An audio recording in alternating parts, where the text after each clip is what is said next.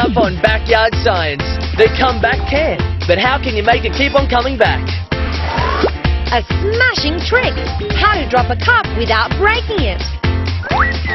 And a painter puts his paper to the test. Could it possibly leak? Rubbish. Getting to the bottom of what happens when things go bad. Training a coin to dance on top of a bottle. And the case of the disappearing glass. Now you see it, now you don't. But first, getting down and dirty is one of our specialties here on Backyard Science. So when we get a chance to make our very own rubbish dump, we think we're spoiled rotten.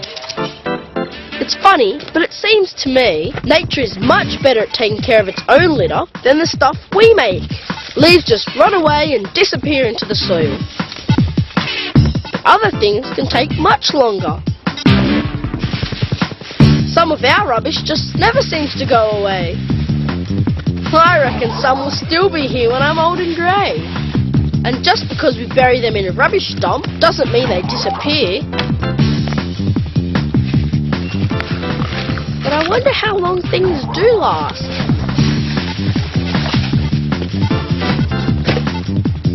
If I made my own rubbish dump, I could find out. I'm going to get to the bottom of this rubbish heap. First, I'm going to dig a hole. It'll be a bit smaller than a real dump. Now I'll bury some stuff to find out how quickly nature can break them down. The milk carton I found, the tissue, the tin can, plastic cup, newspaper, some potato peel and an apple. That's a pretty good selection. Now I'll just cover them over. And I'll put sticks above each bit of rubbish so I can find them when I get back. I'll give it a bit of rain, just like a real dump. And we need a bit of sun to help nature do its thing. Time for me to pack up my campsite and head back home while I leave all that rubbish in the ground. I'll give nature a couple of weeks to do its work. This could get pretty smelly.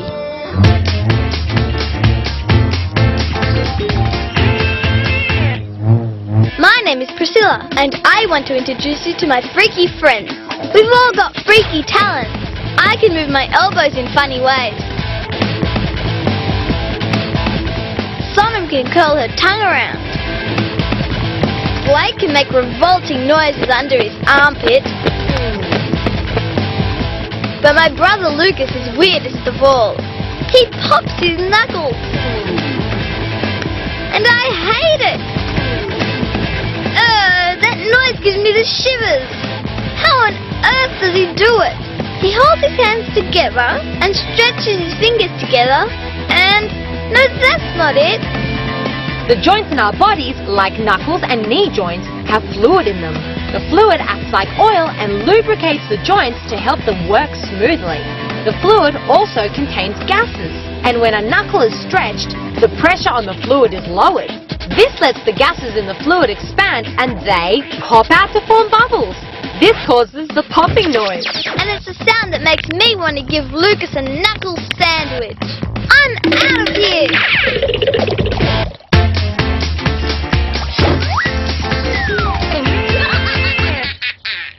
Oh, my big sister's birthday in a couple of days, and I haven't got any money to buy her a present. I could use some of these flowers, but they probably won't last. Unless I can preserve them somehow.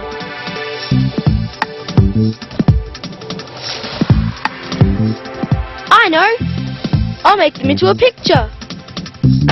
Okay, I'll need a picture frame, and here goes. First of all, I'll need a piece of white cotton on top of a wooden board. Then I'll need to pick some petals. I'll choose lots of different colours and types. Put some petals upside down on the fabric. Cover them with a clear plastic bag. Now comes the fun bit. Grab a hammer and start smashing the petals. After they're all smashed, take away the plastic bag and scrape off the flower remnants. I'm left with a flower print on the fabric. Now all I've got to do is frame it. Flower petals get their colour from chemicals called pigments. One group of pigments gives us red, pink, blue and purple flowers. A different group of pigments gives us yellow and orange plants. Those pigments are called carotenoids, and, you guessed it, they give carrots their orange colour. That sure is a work of art. And Big Sis will think it cost a fortune. I can't decide whether I think Ben's a cheapskate or a genius. Or just plain good at making mush out of flowers. Speaking of mush, I wonder if anything's turned into mush in Blake's mini landfill.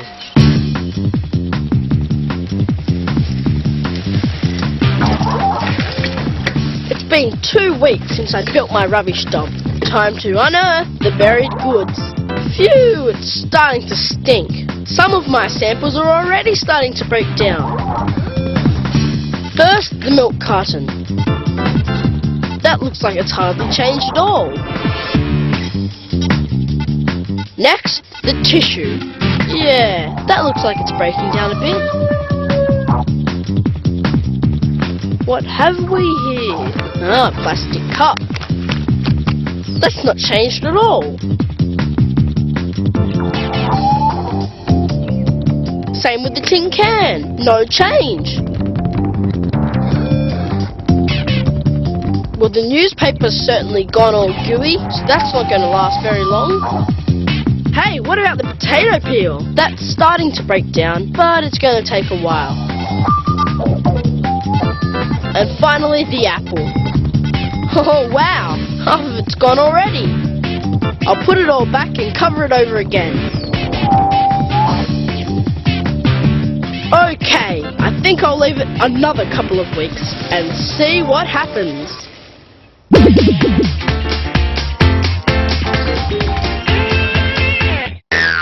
Ladies and gentlemen, gather round for an amazing disappearing act. I'll show you how to make this glass disappear by placing it inside this glass vase. How, you ask? Well, I need some magic liquid. First, I shall show you that there is nothing up my sleeves. Place the glass into the vase. Can you all see the glass? Good. Now I shall make this glass disappear. All I need is some of my magic liquid. And shazam! The glass has disappeared. Sometimes our eyes see things because light bends as it hits them. If it didn't bend, we might not see the object. Because the glass and Ben's magic liquid bend the light in much the same way, light goes into the liquid and bends.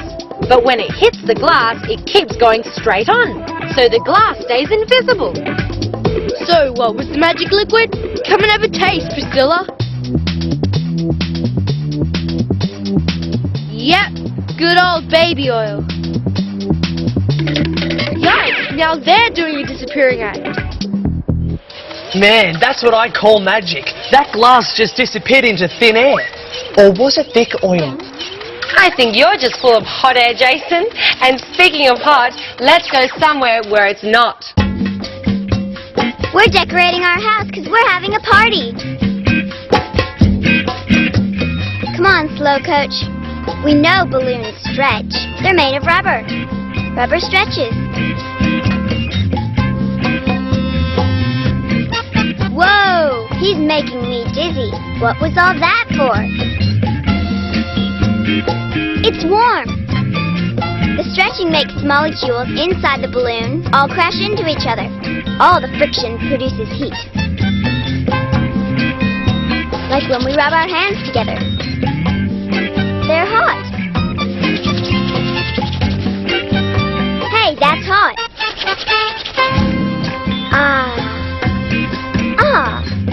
He's getting hot. So am I. I know what else a balloon's good for. Cooling you down.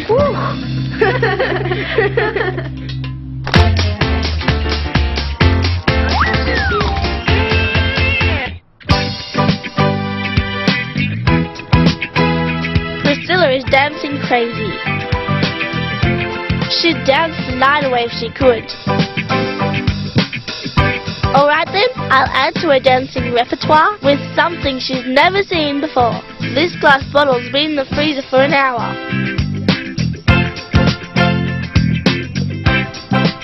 I just wet the top of the bottle and then put a coin over it. For this to work, you've got to make sure the coin completely covers the top of the bottle. Then rub your hands together really fast. Put your warm hands on the side of the bottle and watch the coin carefully.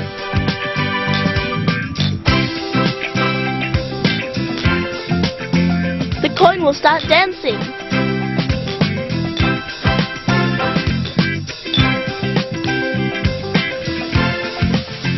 The heat from Sophie's warmed hand is transferred to the glass bottle. The warm glass then heats the air inside the bottle. As the air heats up, it expands. The expanding air then pushes the coin up, making it dance.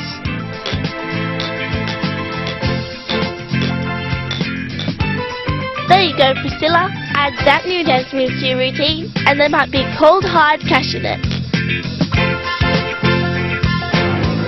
Wow, that dancing coin was so cool. Makes me want to put on my dancing shoes. Well, I think Blake should think about putting on some gumboots because that rubbish dump should be pretty putrid by now. Okay, it's been a month now. Let's see how my dump's going. First up, the milk carton.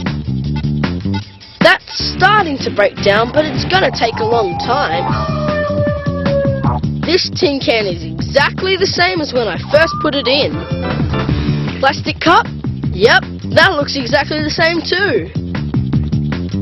What's this here? I think this is what's left of the newspaper. That's really on its way. This is the potato peel. Finally, it's disappearing. And last but not least, the apple. Bugs and bacteria certainly like this the best. So the completely natural stuff like the apple and the potato peel are going to break down the best. But the stuff that's man-made, but mostly natural like the milk carton here, will eventually break down too. But other man-made stuff could be here for years. With its protective coating, this carton will take 5 years to decay. A shopping bag can take up to 20 years. A tin can might take 100 years. And a plastic bottle or cup may never break down. All these nasty pieces of work aim to pollute the environment forever. You're out of here.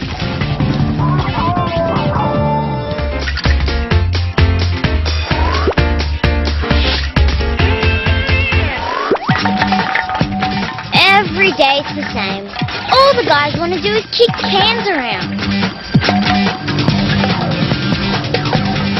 But today I'm going to show them a can like they've never seen before. I'm going to show them that this is rubbish. What they need is this. They're going to need to keep their distance for this one. Sure, it doesn't look very special now, but it's what happens next that'll blow their minds. Okay, I'm off. Stand by for the kickoff. And...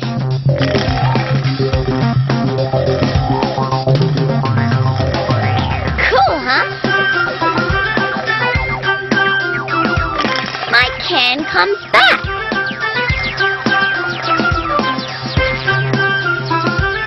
I call it the comeback can.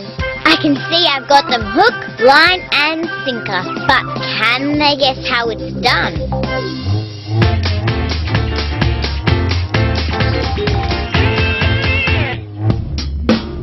I'm doing a painting like famous painters do. A work of art, I reckon. Hey, I'm hanging on to this. It might be worth millions of dollars one day. Oh no, it's leaking. This paper must have holes in it. Shamini obviously doesn't believe me. Okay, I'll show her that there are holes in this paper. Just a few bits and pieces. First I need a glass of water. And a bit of salt. Give it a stir.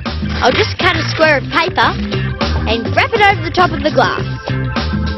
Bit of help with a rubber band. And watch this. See, the water stays in. It looks waterproof, but now I'll give it the colour test. Tip in some food colouring. A bit more. Now we wait.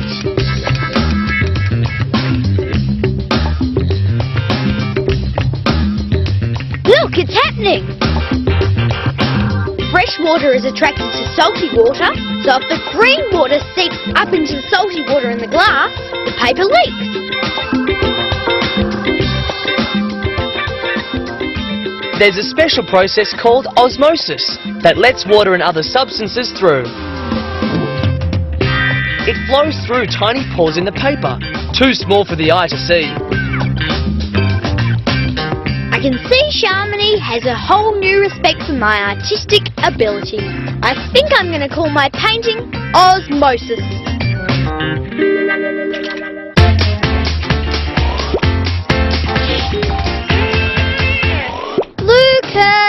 Lucas! Oh, there he is. What is he doing? Oh dear, who's broken one of Mum's coffee cups? Lucas is lovely, but he's a bit of a fumble fingers. I'll show him a trick that'll save a few broken cups. My plan is to drop this cup, and without touching it, stop it from hitting the ground. I can see Lucas doesn't think I can do it. I'll use an enamel cup just in case. All I need to do is tie one end of the string to this nut, and the other end to the handle of the cup. He's about to get a surprise. Now I need this wooden chopstick. Ready, set, go. See? It works! My cup has stopped mid-air, and I didn't touch it. Priscilla's trick works because as the nut begins to fall, friction between the string and the chopstick makes the string slow down just enough for the nut to fall faster than the string and start wrapping around the chopstick. And that is how to drop a cup. But just to be really safe, maybe Luke should stick to using his baby cup. Oh, poor Lucas. But I think he's really onto something with that falling cup trick. Yep, and I think our team of can kickers is about to try and figure out the trick to Daniella's comeback can.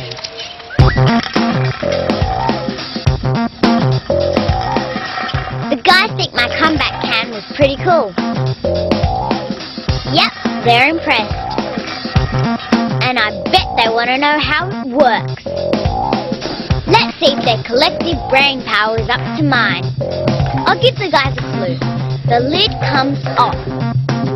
I can just hear those brain cogs grinding. Joseph looks like he's had an idea. What's he looking for? Rock. Not part of my idea, but it could work. Let's see how he goes. Oh dear. Some original thinking, but no movement at the station. Back to the drawing board. What else can they think of? Plasticine? Not bad. It will roll differently for sure, but how differently? James has understood his orders. And it's off. Nope. No backward movement there, James. He's gonna have to come up with something smarter than that. No time for a drink, Richard. Oh, he's going to try water. Maybe.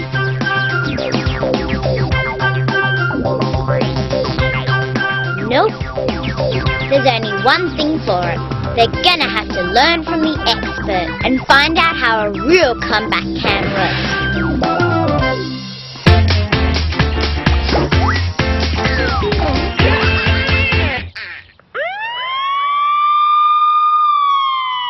What is that? Ambulance? No, it's police. Listen. I wonder if Ty knows what it is. The sound of the siren rises, then falls away. It's like something shifting as it passes by. Hey, why don't we use a different sort of siren and find out why the sound changes?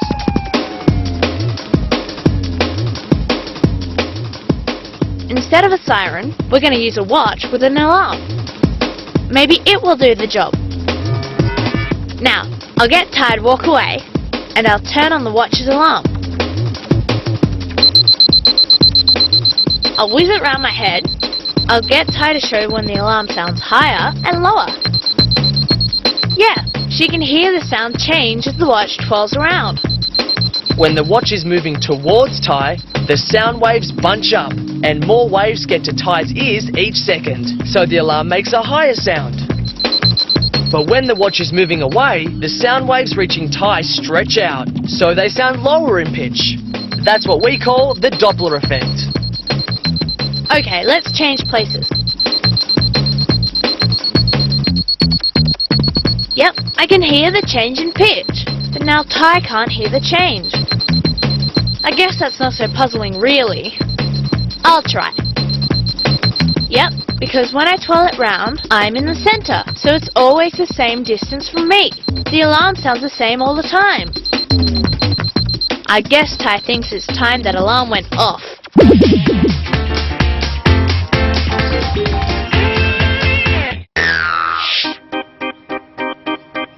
I love the way bubbles float through the air. They're so cool. I wish there was a way I could make them last longer. I know. I'll need some vinegar, a small bowl, some baking soda, and a big glass bowl. This fruit bowl will do the trick. Put the baking soda into the smaller bowl, then pour the vinegar in. Now I'll just blow some ordinary bubbles, filled mostly with air. Just as I thought. They're floating in midair. The acidic vinegar and the baking soda make carbon dioxide bubbles. Carbon dioxide gas is heavier than air, so this mass of fizzing bubbles just sinks to the bottom of the bowl. That leaves the lighter air-filled bubbles lying on top of the carbon dioxide bubbles. 2 layers of bubbles, one floating on top of the other. You know what I call that experiment, Dana? A bit of froth and bubble. Very funny. But froth and bubble time's over at the Comeback Can Design Factory, because they're down to serious business now. Okay, showtime. I'm gonna show my buddies how a comeback can works. We'll need a can like this with pre-cut holes each end, a large stone, rubber band, some scissors, some string, and some plastic wrap. Cut the rubber band so it's a strip. Feed this through one of the holes and tie a knot at the end.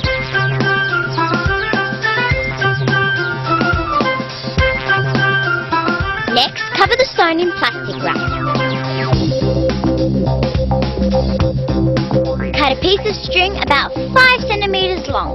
Tie this around the wrap to secure it. Now comes the tricky bit. Pull out the rubber band from the tin. You may need some help with this. Tie the stone to the band, pop the stone back into the can, thread the rubber band through the lid, making sure it's pulled tight with the stone in the middle.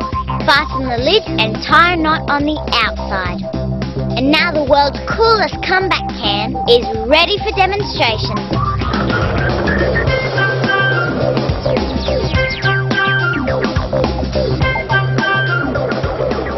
Simple when you know how.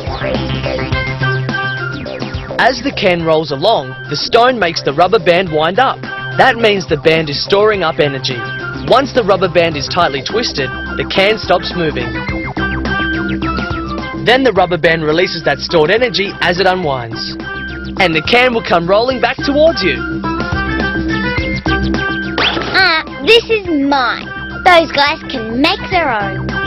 Hey, that was so cool. You know, Dana, if we decided to repeat that story, we could call it the Comeback Can Comeback. If your jokes don't improve, Jason, we might not be invited to come back ever again. See you next time.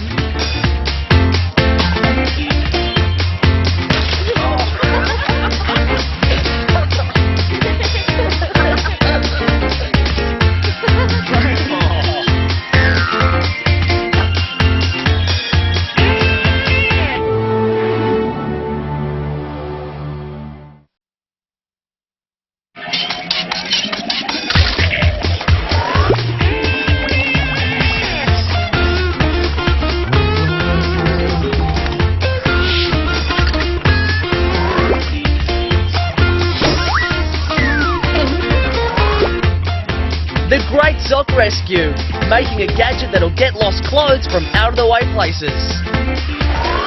How to become a mesmerising snake charmer in your own backyard.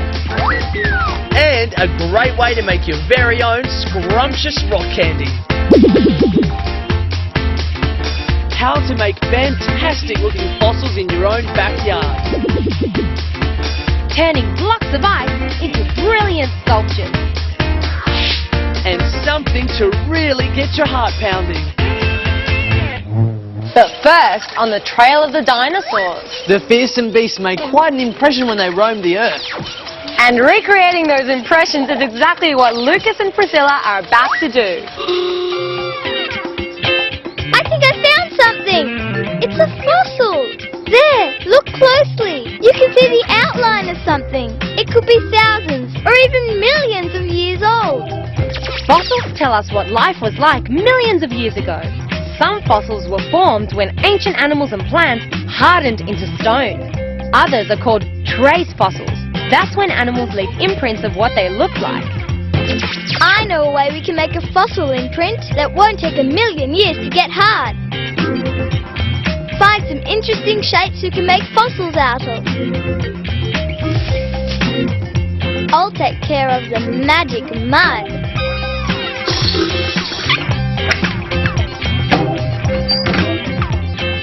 That ought to do it. First, to mix up our prehistoric mud, plaster of Paris. It needs to be nice and gooey, but not too wet.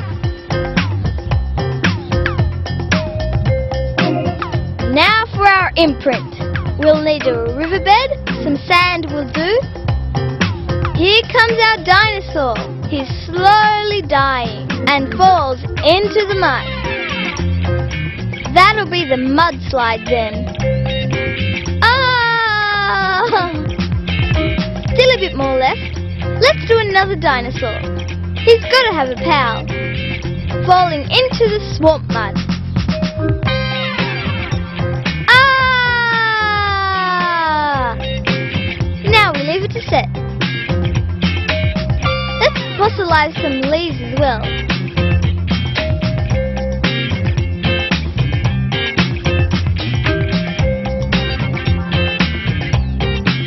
Let's put them over there for 200 million years.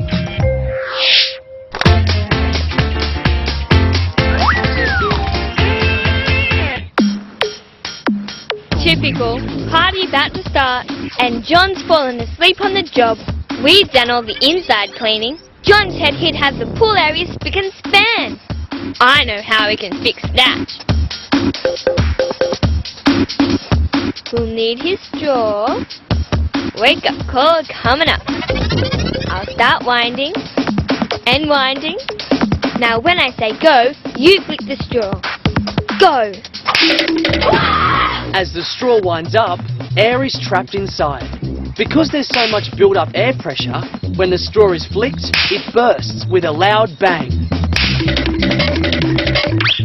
On with it, buddy. We're up to welcome the party guests.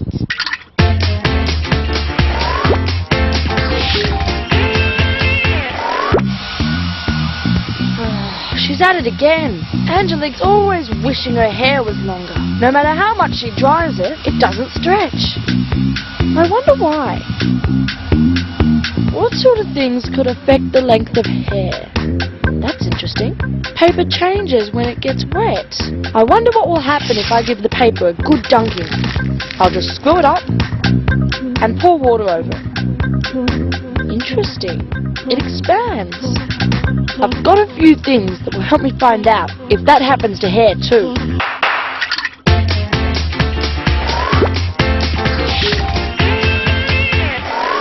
We'll leave Ben working on that hair-raising mystery, while we find out how Lucas and Priscilla's dinosaur fossils are shaping up. It's done! Let's see our fossil. Now if we carefully peel out our dinosaur friend, wipe off the sand, look at the detail! Over time, the mud has hardened into rock. What about his pal? Long after the real dinosaurs decayed, this imprint is what's left. Now, what about the leaves?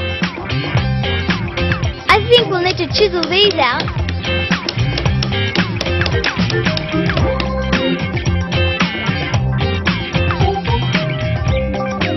Hey, we've got a collection going!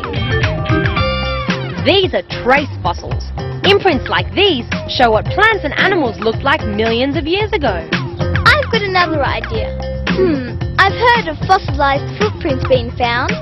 Maybe we can make our own footprint, left by the famous Clumsiosaurus rex. Here goes.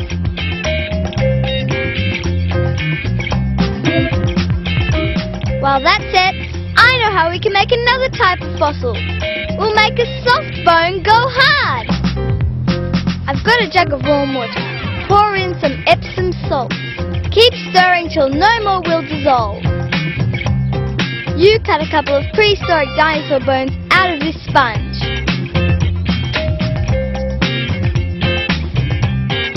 We need another container half full of sand. Bury your bones and cover it up on top. Now carefully pour the solution into the sand, making sure the sand is saturated but not completely underwater. And we wait for the water to evaporate. I think this is going to be really cool.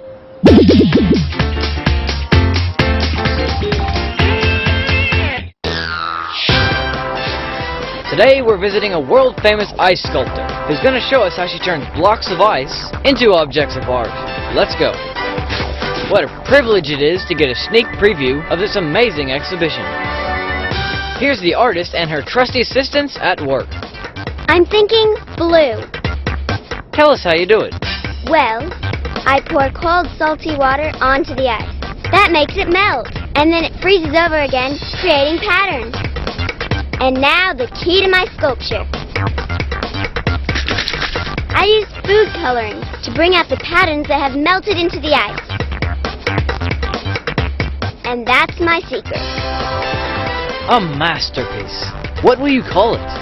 Rainbow waterfall, I think. Oh, buy it. Your first sale. Congratulations. There you have it, folks. How to turn a block of ice into cold, hard cash.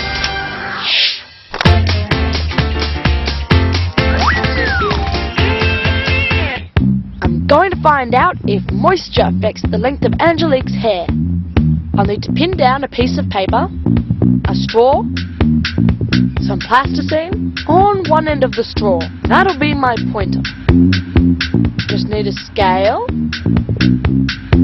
Get my pointer working. And Angelique's donation to science. I'll tape one end of the hair down. The other end taped to the straw. Okay, that's where it is now. The weatherman says rain's on the way, so I'm going to see if Angelique's hair will change length as the humidity increases. Hey, the moist air has made the hair longer. By this much. Amazing. Human hair has a protein that makes it expand when it gets moist and contract when it dries. So moisture is what really makes Angelique's hair get longer. She's wasting her time with the hairdryer. No wonder it doesn't last.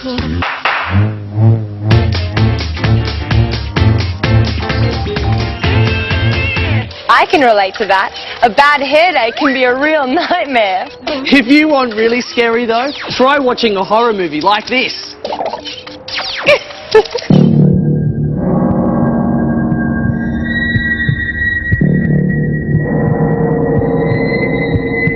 What's that sound? It sounds like lubbed up. It's Priscilla's heart. She must be scared. It is lubbed up. I'll show her what's going on. Here's how to make the lubbed up sound. Start by tracing around the bottom of a spool. Cut out 2 paper circles. Get some glue. and stick the paper circles to the end of the spool. Put a hole in the paper here and here. Cut a smaller circle and place it over the hole. This makes a flap. Now for a test run. Hear the lub-dub sound? It's like a little heart. The sound it makes is a bit like the sound a real heart makes when the valves close. Doctors call the sound of heartbeats lub-dub. When the valves separating the upper and lower part of the heart close, a lub sound is heard. When the valves in the arteries carrying blood to the body close, a dub sound is heard. You can tell how healthy your heart is by the sound.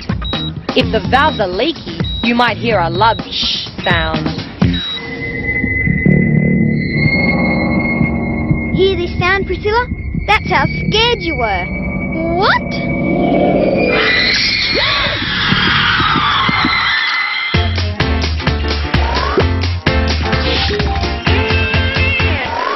Whoa, that scared the life out of me too. Well, don't think about blood-curdling screams. We're about to find out about sand-cured footprints. Here goes! A boy-sized footprint. That's great! This shows us how big Clumsiosaurus rex was. That's why dinosaur footprint fossils are so important. And now, our other sort of fossil, salty bones. They're dry. They're not spongy anymore. They've gone as solid as a rock. The salt water has soaked into the foam rubber. As the water evaporated, the hard, crusty salt was left behind. Ouch! Yes, they're hard. Now we've got salt-hardened fossils, fossilized footprints, imprints of leaves, and our dinosaurs. We've made a museum.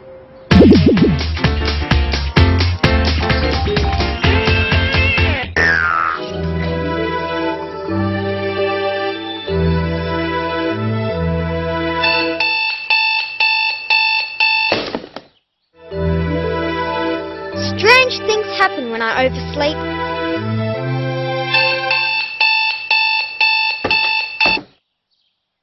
It's as if my brain turns to mush.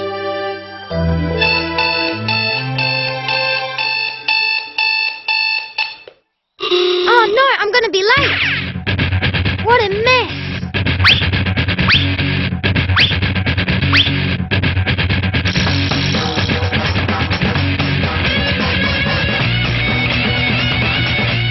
Where does that sock get to?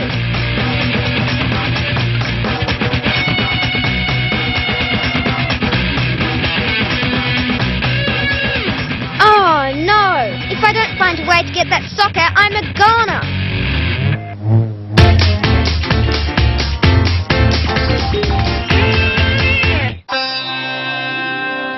Hey! Come on, come on! I'm gonna play a trick on Lucas. My plan is to get him to think that I can charm the snake out of this basket. What he doesn't know is that Ben's poking the snake up from under the table. Here goes.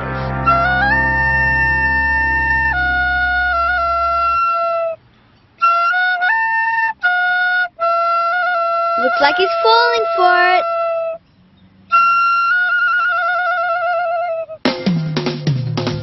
Oh, darn! Time for plan B. I've drawn a coil on a piece of paper. Now I draw some snake markings, then cut around the coil. I'm going to tape a paper clip to my snake's head and some string so my snake doesn't get away. And my snake charmer's secret, a magnet taped to the end of my recorder. I hope I'll be able to fool Lucas this time. And there's my huge paper cobra. Now I just need my audience.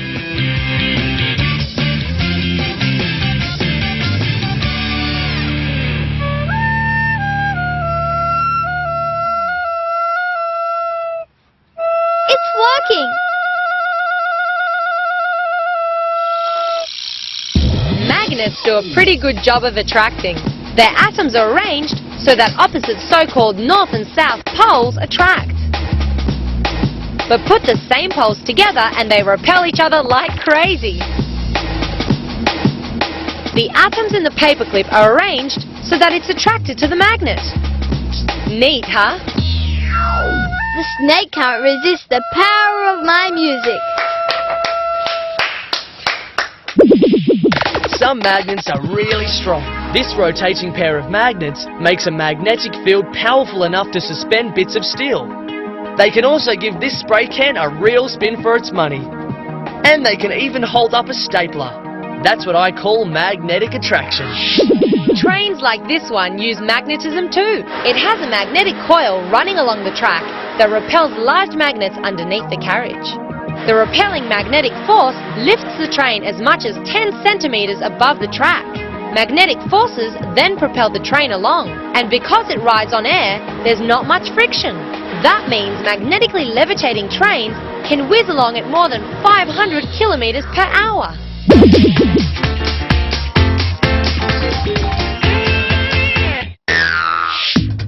I'm craving for something sweet to eat, but all I've got is boring old sugar. Hang on, I can use this to make candy. First you have to dissolve as much sugar as possible into a glass of warm water. Just keep on stirring and adding, stirring and adding. Keep going until no more will dissolve.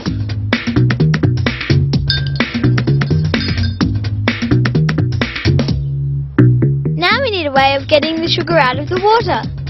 A bit of thread will do the trick. And paper clips tied to both ends of the thread to weigh it down. And loop the thread over a pop stick so the string hangs down into the water.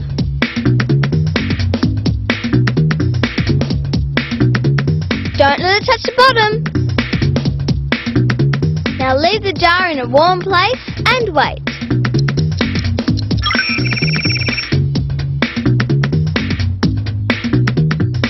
Sugar crystals. Yum! Homemade rock candy. When water evaporates, the sugar molecules draw closer together. Eventually, they form crystals that need to stick to something. They collect on the thread and the paper clips. Good enough to eat. But be careful with those paper clips. Oh, yum! Crunchy rock candy. I'd like to get my hands on some of that. Me too.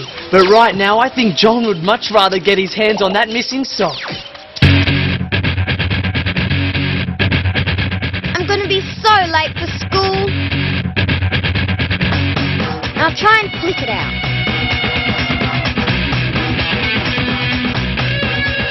I can't get the right angle. I need something that grips.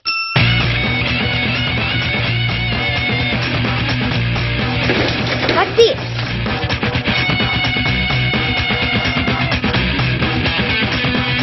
Can't work it properly in this tight space. The broom's got the length and the pliers have got the gripping potential. I just need something that combines them both. These drinking straws can be attached together. That gives me the length. Now I need to find something that opens and closes. This hairpin will do the trick. Just tape my straws together, cut a length of string,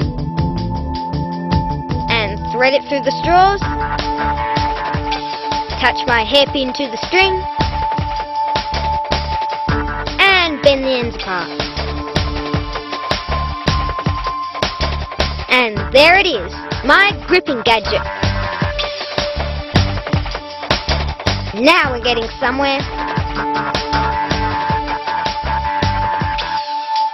This should work.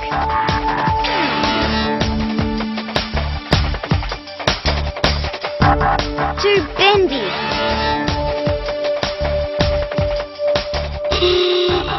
So late. Maybe John could use a gripping gadget like this one. It's an extendable mechanical arm that's used to move things to and from the cargo bay on the space shuttle. One advantage here, in space the force of gravity is much smaller than on Earth, so things are lighter.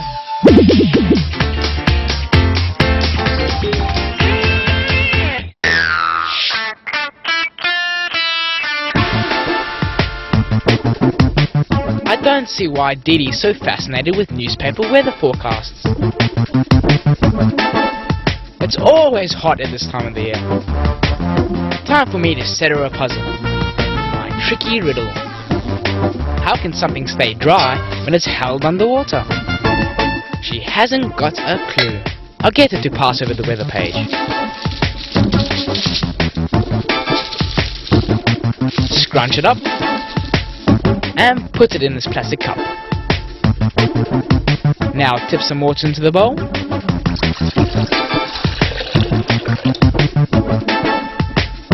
And lower the cup into the bowl. Yes! There's a pocket of air that's trapped in there. Because the air is lighter than water, it wants to float upwards, not downwards and out the bottom of the cup. That means the air pocket stops the water from flowing into the cup. Now that's something she didn't forecast. Submerged in water and still dry.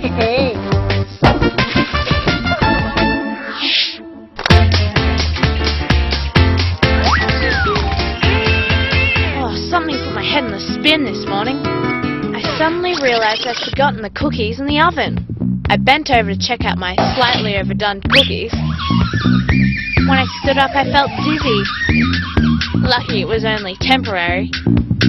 We sometimes call this feeling lightheaded. Sophie's blood vessels didn't have enough time to adjust to her quick change in position, so not enough blood went to her brain.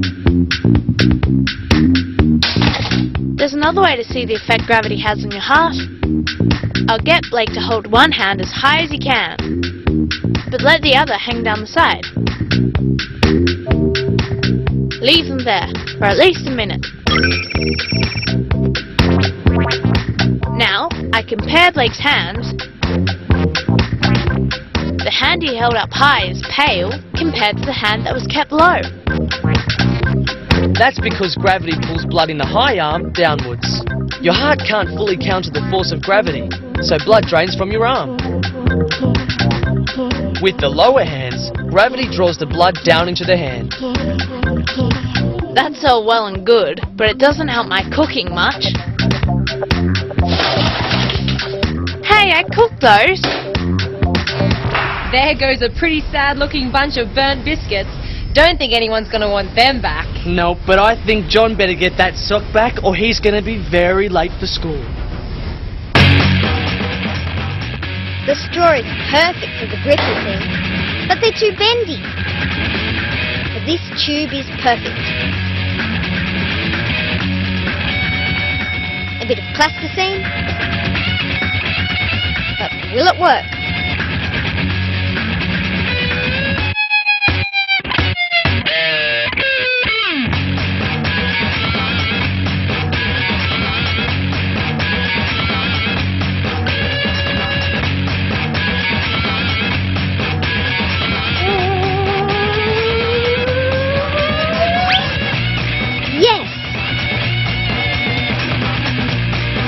At last, I'm ready.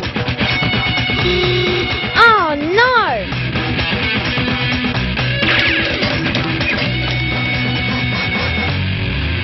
You know, Dana, I'm still puzzled by something. Why on earth didn't John just pull his bed out and get his sock out that way? Well, maybe John was just too sleepy-headed. Or maybe he just likes the fun of making things. Because fun is what we're all about on Backyard Science. Bye for now.